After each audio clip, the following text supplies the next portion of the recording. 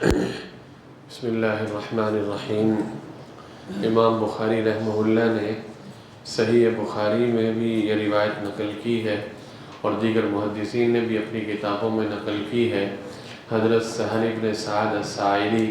رضی اللہ عنہ سے روایت ہے، اللہ کے رسول صلی اللہ علیہ وسلم نے ارشاد فرمایا کہ جنت کے 8 دروازے ہیں اور ان میں سے ایک دروازہ اس کا نام ریان ہے، اور اس دروازے میں سوائے روزے داروں کے کوئی اور داخل نہیں ہوگا۔ اور بعض روایات میں یہ آتا ہے کہ جب روزے دار اس سے داخل ہو جائیں گے تو پھر وہ دروازہ بند کر دیا جائے گا، یعنی مطلب یہ ہے کہ وہ دروازہ صرف اور صرف روزے داروں کے لیے خاص ہے، روزے دار کے علاوہ کوئی اور اس دروازے سے جنت میں داخل نہیں ہوگا۔ یہاں غور کرنے کی بات یہ ہے کہ جنت جو اللہ تعالیٰ نے اپنے متقی اور پرہیزگار اور اپنے اولیاء کے لیے تیار کی ہے، بہت ہی وسیع اور کشادہ، جس کا صحیح طرح اندازہ نہیں لگایا جا سکتا۔ اللہ کو معلوم ہے کہ وہ کتنی بڑی ہوگی، کتنی کشادہ ہوگی۔ اس کے دروازے فرمایا کہ 8 دروازے ہیں،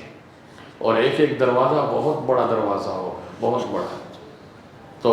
ان 8 دروازوں میں ایک دروازہ صرف اور صرف مخصوص ہے روزے داروں کے لیے۔ اس سے یہ معلوم ہوا کہ روزہ اللہ کے ہاں بہت زیادہ فضیلت رکھتا ہے، اور یہ بہت ہی عظمت اور شان والا عمل ہے، اور یہ عبادت ہے کہ جس کے لیے اللہ نے جنت کے 8 دروازوں میں ایک دروازہ خاص کر کے رکھا ہے۔ علماء نے لکھا ہے کہ جو آدمی کثرت سے روزے رکھتا ہے دنیا میں، اس میں رمضان کے روزے بھی شامل ہیں، اور رمضان کے علاوہ نفلی روزے بھی کثرت سے رکھتا ہے۔ نفلی روزوں کے متعلق آپ علماء سے سنتے رہتے ہیں کہ کچھ روزے تو ایسے تھے کہ جو آپ صلی اللہ علیہ وسلم کی زندگی کا حصہ تھے۔ مثال کے طور پر ایام 20 کے روزے، ہر اسلامی تاریخ سے مراد جو اسلامی مہینے ہیں نا، جو محرم سے شروع ہوتے ہیں اور ذی الحجہ پہ ختم ہوتے ہیں، تو اسلامی مہینے کی 13، 14، 15 ایام 20، تو یہ 13، 14، 15 ان کا آپ روزہ رکھا کرتے تھے۔ اسی طرح پیر کے دن کا روزہ، جمعرات کے دن کا روزہ، اسی طرح اور روزے بھی آپ علماء سے سنتے رہتے ہیں۔ تو اب ماشاءاللہ رمضان کا مہینہ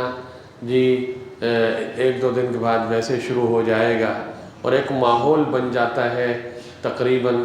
آدمی کو عادت ہو جاتی ہے روزے کی۔ پورا ایک مہینہ جب روزے رکھتا ہے تو اس ماہ مبارک میں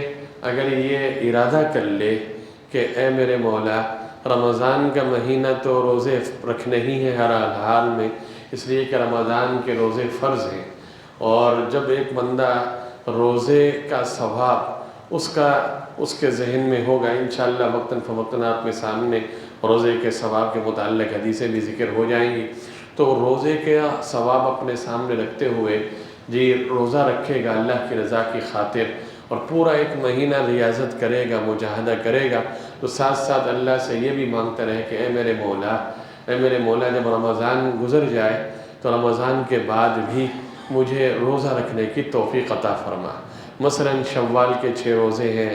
ایام 20 کے روزے ہیں، پیر اور جمعرات کا روزہ ہے، جو اس طرح، تو اس کا یہ فائدہ ہوگا مہینے کے اندر اگر 3 روزے بھی رکھ لے تو جسم کی زکوٰۃ نکل جائے گی۔ اور ایک روزہ